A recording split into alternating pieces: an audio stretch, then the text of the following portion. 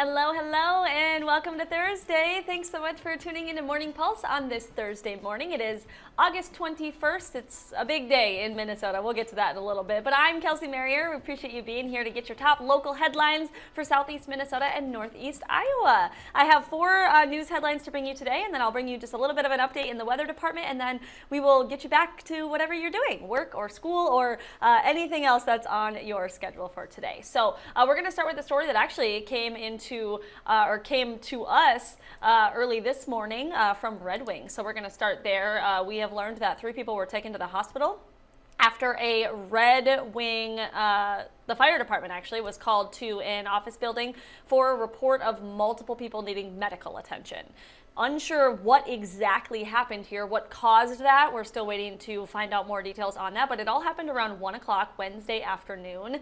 Fire paramedics had arrived to the building and found that it was evacuated, and then later confirmed that 9 people had needed care. So 3 people were taken to Mayo Clinic Health System in Red Wing. 6 others were evaluated and treated right there at the scene before then being released. Firefighters also searched that building and then requested the regional hazardous materials team to come out and check out what was potentially going on in the building. However, no hazardous conditions were found, and officials say no ongoing threat to the public. So the remaining question we have is, what happened? What caused this medical incident, people to be needing medical attention? So that is something we're working on learning, and we'll bring you any updates on that as soon as we learn them. Our next story today is a crash that took place in Freeborn County. We have learned that 2 people, including a child, have life-threatening injuries. This was a crash between a car and a semi. It happened on Highway 65 in Freeborn County about 1:30 yesterday afternoon. We have a map on your screen here where you can kind of see exactly where it happened. It was on, again, 65 at the intersection of 110th Street. This is in Shell Rock Township. Again, in Freeborn County. So according to the Minnesota State Patrol, where we got this information, who responded to this crash, troopers say an SUV and semi were both going north on Highway 65 when, for some reason, they collided. 4 people were inside the SUV at the time of the crash. That includes a 4-year-old and a 53-year-old woman. They were both from Albert Lea. Those are the 2 people in this crash that had life-threatening injuries. We know that the child was taken to Mayo Clinic St. Mary's in Rochester. The woman was brought to a hospital in Albert Lea. No word on the conditions necessarily of the other 2 people involved in the SUV, but we do know that the semi-driver was not hurt. So I just want to bring you up to speed on that story. Next, we're going to move into Iowa because help is on the way for some of our northeast counties after the heavy rain and flooding that we saw over the past weekend. So Governor Kim Reynolds has issued a disaster proclamation. This is for Chickasaw, Winnebago, and Winneshiek counties. So those are 3 counties right in our northeast Iowa viewing area. So what does this disaster proclamation mean?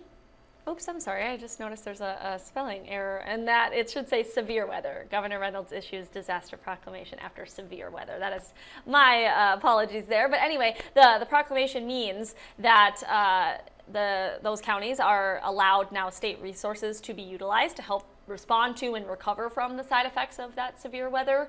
It also activates what is called the Iowa Individual Assistance Grant Program that provides grants for certain households to help with repairs and any temporary housing expenses. This also is allowing help with the disaster case advocacy program. So 2 different programs there through this proclamation, and it will remain in effect for 30 days unless it's terminated or maybe extended if the need is still there. So that is our 3rd story out of northeast Iowa. And finally, I'm a little biased. What I would say is favorite story of the day is we're talking about the 12 Days of Fun, obviously kicking off today with the Minnesota State Fair. So this is super exciting. We had a really exciting morning with our Leah Demery live up at the fairgrounds right outside the front gates, bringing us all the coverage and everything we needed to know for what to come with these 12 days. So what we do know is that around 1 million people or more come out to the fairgrounds up in Falcon Heights every year. They're, of course, going to indulge in all the food and drinks, take in all things agriculture, horticulture, entertainment, education, art, all the things, even people watching. I know that's something that I love to do. But the tradition as we know, is also called the Great Minnesota Get-Together, because it's about just that, getting together with other Minnesotans. It's been around since 1859, which is crazy. That's a lot of years. It's one of the most popular tourist destinations in the region. And you may remember it was even ranked the best state fair in the country by USA Today this year. So that is something we are obviously proud of. You do have until Labor Day to take it all in and go and to experience all the glory yourself. I know for me and my family and self, that I will be there at least once, if not twice, if not maybe 3 times this year. So this is something that I look forward to every year. During our morning show, we also had props of Sweet Martha's cookie jar jars, I guess, what are the buckets that they sell at the fair. Unfortunately, it's empty. This does not have any cookies in it, but I will be getting one of these up at the fair this year. You can count on me for that, and I will make sure to let you know how those cookies are. But yeah, it's definitely a super fun time of the year. On that note, though, for today's opening day and for the next couple of days, if you are planning maybe a trip to go up to the fair, the weather is going to be great. You do not have to worry about humidity. You do not have to worry about heat. You do not have to really worry about rain at all. It's actually going to feel a lot more like fall, kind of September temperatures rather than end of August. So that is a good thing if you're not really a fan of walking around all day in the heat and being sticky and sweaty and with all those people and all that fried food in the heat. You don't have to worry about that because it's going to be a beautiful day today. No rain chances, no nothing. Just a nice summer day in the upper 70s, and then even into the weekend it's going to only be in the upper 60s, maybe low 70s. So definitely going to need to layer up. Meteorologist Ted Schmidt was talking about that all morning for the weekend and a couple days next week before we kind of start to warm back up. But yeah, definitely feeling like fall, but Mother Nature is doing us a favor in the start of the Minnesota State Fair today. So as you can tell, I'm very excited about this story, and I hope that you are too. If you have any questions about the fair, either ask me on my Facebook page. I'm more than happy to answer any questions and chat with you about the fair, because clearly I can talk your ear off about that. Otherwise, we do have a story on our website for a guide, a complete guide, all the resources you need for the Minnesota State Fair. Check that out. It's a well-written story.